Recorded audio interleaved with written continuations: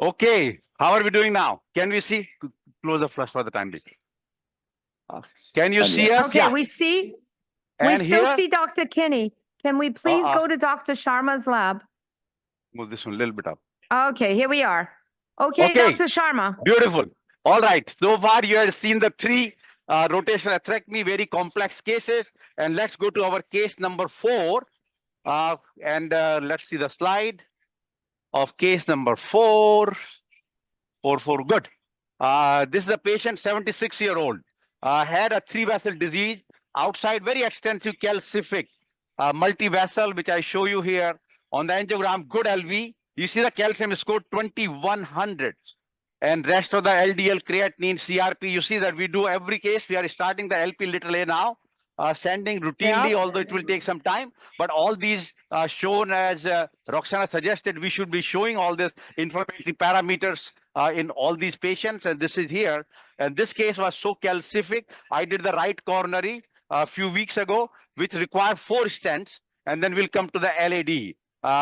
So this basically plan today is do the rotational atherectomy, and whether IVUS or OCT will decide. It's still appropriate 3-vessel for obvious reasons, frailty point of view, patient just mild frailty. Now this was the right coronary. You see that branches. Wow. This we did a few weeks ago, and this is in the end result with the 3 DES. And now we are here to show acutely the long calcific diffuse bifurcation. That was the session for the long calcific bifurcation disease. Now we can go to the current angiogram, please. It almost looks like a subacute occlusion or something, you know, or almost like. Well, I mean, this is very calcified. Occluded and recanalized or something. All 3 vessels. Yep. Right coronary also appear the same way. Okay, can we go to the angiogram now? Or I had to push it. Sorry. I had to go. Yeah, okay. Let's go to, So now what we have done is we always do, first you check what was it. And this is good LV, right coronary. These were all the stents. Perfect. Always take a picture. Now you see the LED. LED actually has become more further close than what was before. You start seeing some collaterals to the LED. And this is the injection now. And then there is a big diagonal on the side. Very calcific. I always say before you do an angiogram, just do a scout a little stene, and you can see the calcium in the entire LED and diffusely diseased vessel. So that's where we are. And the question was what to do in this particular case, in this LED. And what we did is we went, actually, Amit, while rest of the team is the same. From room 3, we have come to room 2 with Amit, Anton, and Chandrasekhar. So, and staff also a little different. It's a room 2 staff with being Alina and Will.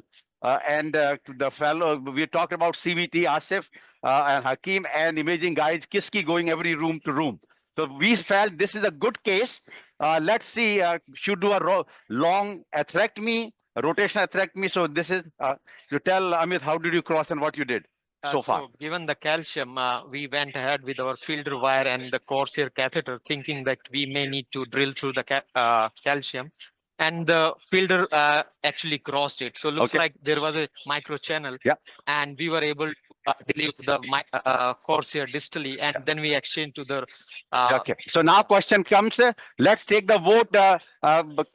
Roxana, that who will do at the rotational or who will do orbital? I know some people may say a balloon, IVL, but let's talk about orbital versus rotational in this long lesion. I wanted to go to Jazz. You had mentioned before that in the previous case that maybe we could use orbital. What do you think here? I personally would think this is a nice rotablator case. It's diffuse, it's long, and but where do you come from, Jazz? Yeah, no, you know, the previous case was a big vessel, and usually I like, you know, orbital is very well tolerated in left main, so I'm biased towards that. But this case, I really believe that rotablator is the way to go, and I would do a 1-2-5 burr and create a channel there, because you know, if you get bigger burrs, you have such long plaque, chances are you could have microembolization and stuff in slow flow. So I would do a 1-2-5 burr here. Because orbital you'll be doing all day. What would be your choice? I was thinking of the rotablator because it's really straight and Rotoblader straight They through put all the diffuse long lesion. John? Yeah, I think the basic dichotomy comes from the point that one's a front cutter, one's a side cutter. So the longer the high grade lesion, the more calcified it is, the more you favor rotoblader. In this situation with the first case, I agree that probably orbital might have been at least equally good because it wasn't going to be a difficulty passing the cutter, but you will get nice sanding of the plaque itself. So this one I would favor rotoblader. Last one I would have favored orbital. Would anyone at all consider the shockwave balloon here? Anyone? Why it is No this? one. So Wait, You want Dr. to take Chandra. out the no, tension so in initially such or a no? tight stenosis, when and diffuse long calcified tight stenosis, I think the choice is 1.25 Burr, nothing else. 1.25 Burr. Yeah, that's all. Okay, Dr. Waxman, good. do you agree? The Oh, last sorry. time you wanted a 1.5 Burr. What do you want here? 125 Burr is good enough. Okay. I'm concerned also about it's a very calcified, so you could have some distal embolization that it will impact the flow. Okay. Okay. That's the What only All reason right. why you size should Burr, look at Dr. PSI. Sharma Okay. did it The only one- thing is we Let me see tell you. orbital there, and in Yeah. orbital in this scenario with the new flex wire, the new flex wire is very flimsy. And if you are doing a high grade lesion with this amount of long lesions, I usually, if I'm doing orbital, I usually favor the old Viper wire, not the flex one, the because older it's a little flex. bit The flex one. more supportive. And we see Dr. Sharma wants to show us Good. orbital So- atherectomy. So no, All no, right, let's put let's this way. We listen to our panelist 1.25, but instead of 1.25 rotabar, we are using the orbital. Now, ideally, as you saw that in the case description, it was supposed to be rota. But since we, like I didn't want the orbital to get angry or upset at Mount Sinai Cath Lab, so I said, let's use the orbital. That's the only reason. But I can tell you in my real life, 100%, this is the case I'm going to use. Use the rotablation with the 1.25. But anyway, we'll start. As you know, little technical difference that you gradually go up to 25 seconds, and make sure very you have slow. a pulling back also with the 25 because you do a ablation both going and coming back.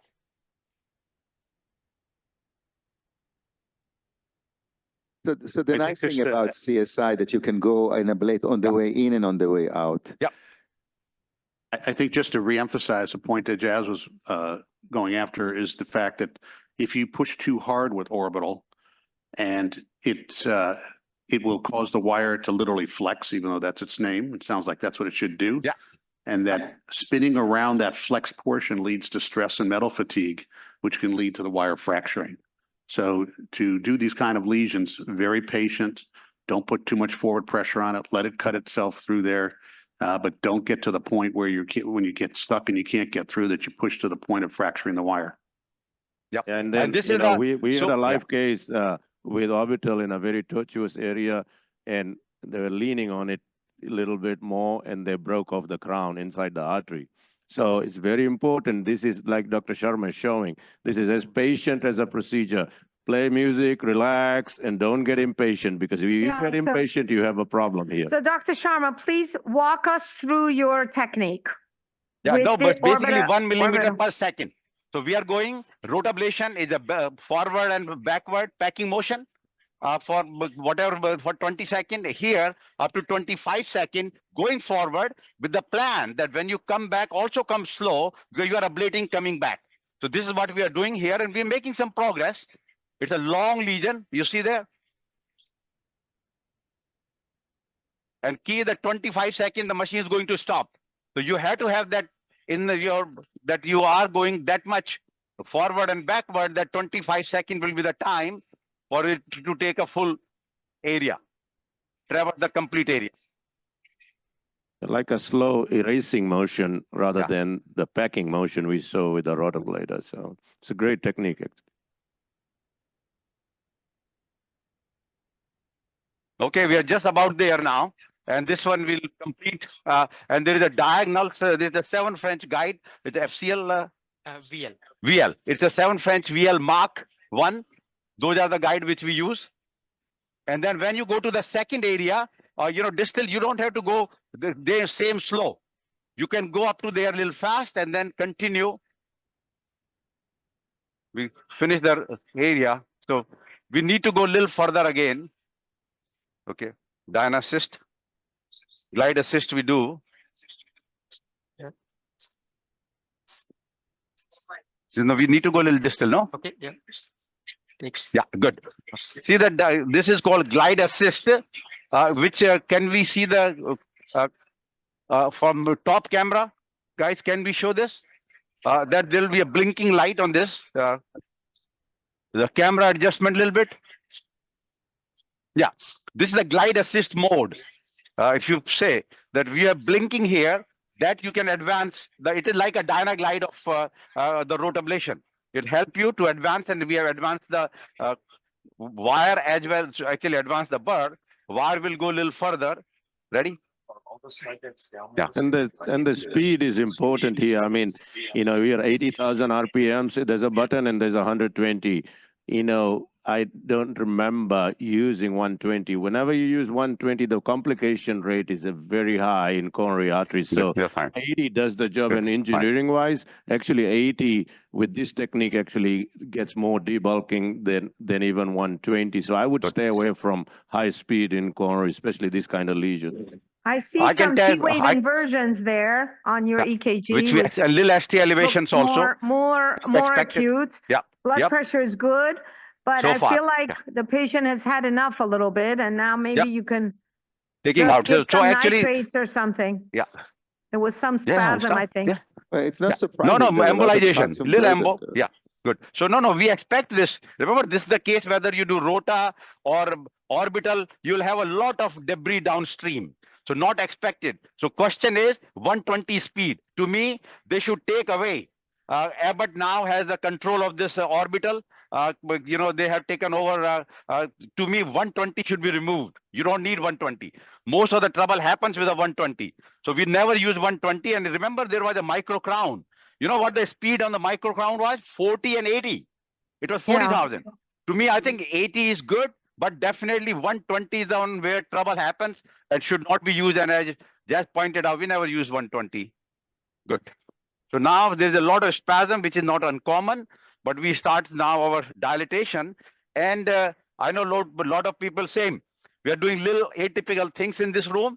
That we have not done the OCT, but I think we had to do a balloon dilatation first because OCT will not probably give any idea. I think with all that spasm, Dr. Sharma, a little bit of a balloon to release the situation, and then maybe. That's it.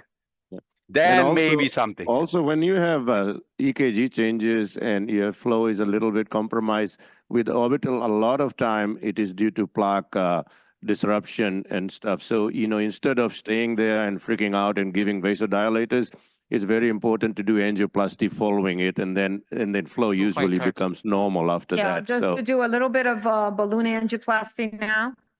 What size so we have that was a 2.530 balloon. Yeah. Hey, there's another trick you can use that if you want to go ahead with the microcatheter and bring that out for the exchange of the wire, but before you put the wire down, to give some of your vasodilators directly into the microcatheter so it feeds the distal bed. When you have slow flow, the vasodilators aren't going to get there. So the best way to so actually, you know what? No, that's a very good point, and I exactly would have done it. But see this here. I don't think it's a slow flow. It's just basically tremendous spasm of the vessel, and we just let's dilate with a 2.5 30 balloon first. Go up, and then we'll see it's a long diffuse disease corresponding to the segment of the session. 2.5 at 16, 18 atmosphere. Now, this is a really great segue because I think about the amount of stenting that would go on here. And if we had drug-coated balloons for de novo, this would be a really, really good place. Ron Waxman, do you want to talk about this? Would this fit into your solutions de novo trial? I like it. I mean, this is a very long lesion, so we would be limited because you have to cover everything. But this isn't exactly an ideal lesion if it's not too long to use the now it's called Cordis, but it's the sirolimus eluting drug-coated balloon. Long inflation, very good vessel preparation. A long stent here is not necessarily going to be something that is desired. It's too long. So I think that the DCB in small vessel, although I'm not sure it's that small because you saw the distal LAD feeling from the right, it looks like much bigger. Yeah, it's a lot of let's wait until we open it completely. It's quite big, actually. I believe this is at least 3 vessel, if not more than. Agreed. And clearly the solution, the de novo now, we have completed the ISR, although countrywide, they still have to do about 30 more cases. We did our 64 and so. In the native vessel, we now had done about 10 plus and 26 millimeter is the length. So this case will not fall into the in the trial. But yeah, real life would be. But again, question is, how far is the disease? I think the disease is up to the Right. second diagonal. Yeah, for Yeah, sure. Question, which one do we save? The first diagonal or Well- second diagonal? Well, I would say, how about some IVUS now, Dr. Sharma? Okay, very good point. So what we said, that since we did the IVUS, all three cases, then OCT was getting angry. So we are doing the OCT in this case. Equal We have to share. keep everybody happy. Imaging, some imaging. That's Yeah. good.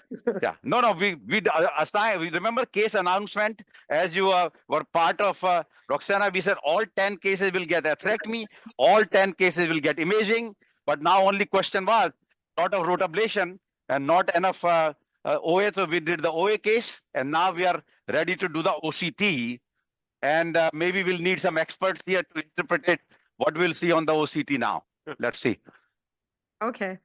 Let's do Yeah, the I'd like to OCT. make one more comment about the vasodilators, which sometimes what they do, they drop the blood Good. pressure. Yeah, could you and check then the you don't path? have a good Yeah. inflow. So you have to be careful about giving a lot of vasodilators because with a very low pressure, you're not going to have a good flow into the arteries. So if you contrast. do Yep. that, you Ron, it's have to another- compensate with some pressors. Ron, it's another point for doing it through the Contrast. microcatheter because you don't have to give as much. Yep. It's localized. Ready? You have to do What are we very ready now? gentle with vasodilators. You don't want to drop the Yeah, blood look at pressure. could you check the path from the guide? Hmm? Check the path from the guide. Check the puff on the guide. Good path. Good path. No, full. Good. Yeah, like, okay, kind of obstructed, but we can try 1 second. So enabling. All right, bring the OCT on the screen. Yeah, calibrating. Ready? 1 second. Yeah, please cine inject. All right. So not the perfect because of obstructive region, but we got the proximal part of the image. A lot to evaluate. It's occlusive distally. That's why I don't see much. No. Yep. Too much there. We did a manual pullback. 1 second. Get a filter wire. Yep. We do the calibration, angiocoagulation. D1 we take care of D2. I think D2. Okay. What do you think? Okay. 2 cutting balloon. I will skip. 2.25. I know 2 is good. As was saying a good 2.2 point that help you. if the vessel is occluded at the end, it's going to 2.5 impact Yeah. on the images. So this saw a lot of residual blood. Okay, now that this is the mid part. Synergy. Yeah, some 2.5. dissection you see. What is the vessel size? 2.5 or 2.75? 1 second. 48 synergy. Okay, here I can see it and I can 2.5. measure the EL to EL. 2.5. Yeah, 2. Yeah, it's a 2 2.5. point, 2.6 vessel. So 2.5. For diagonal. Yeah, sound good. 2 or 2.5. Keep handy. But it's a very tapering vessel, proximal parties. Yeah. Actually, you know what we need? They're called stent metamorph or stent, which is available in India, which tapers about half. Maybe Sanjeev can tell us about the long stent. They start with a 3.0, may go down to 2.5 little die. Yeah, Dr. Sharma, proximal part has a huge dissection Yes, after it's the OA. We expect. Yeah, long tapering stent from Marriott Life Sciences, 60 millimeter Yeah, long. cutting. And Yeah. it's like 2.5. 2.53, so it dislates 2.5 2.5. and approximately it's a 3 millimeter. It's a long 60 millimeter. We do use, but these days we prefer DCB in the distal segment, long 40 millimeter DCB, Oh, 2.5 millimeter. Absolutely. And approximately we can put a 3 or 3.5 millimeters DES, 28 or 30. Yeah. you Total can length do is a like hybrid. 57. Yeah, morph stent is a Dr. Sharma, long you're tapering going stent. in with a 2.5 with, what's your plan? Where are you going to put the Look. landing of this? Are you going with the You can stent come back, now? Andrew. Now, right now, I'm just opening the D2. I know a lot of people D2. don't do What anything, about but D1? D1 will be part 2 Andrew. because the one stent I'm will not- not cover that. So that will come back. Maybe that's where we'll do a mini cross. Here is just the provisional. I'm opening the OC, the ostium of the diagonal. A lot of people say leave it, but I always do a low pressure Wolverine 2.25 at 6.8 atmosphere. Not a usual one. Go negative. Not a usual one, which we go up to 1820. But here just there was a little bit. You see there was disease in the diagonal here. And this is another good target for DCB. Yeah. A very large diagonal, actually. Look Diagonal, at yeah. it. Yeah, all So those vessels actually are gonna get larger once you open That them. may be the largest distal diagonal you ever see. Yeah, Yeah. exactly. Negative.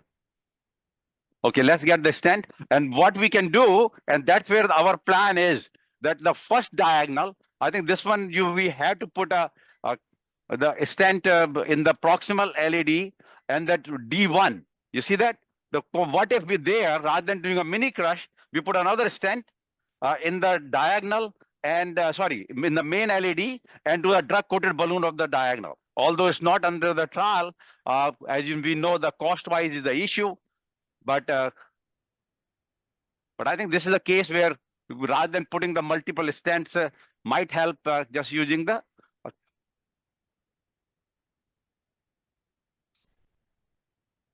I mean, the first diagonal, you could just protect with a balloon if you wanted to. You're worried about it. You can put a gel balloon in the proximal diagonal. No. But point is there is a disease. No. I know. Only question is look at the diagonal first one also.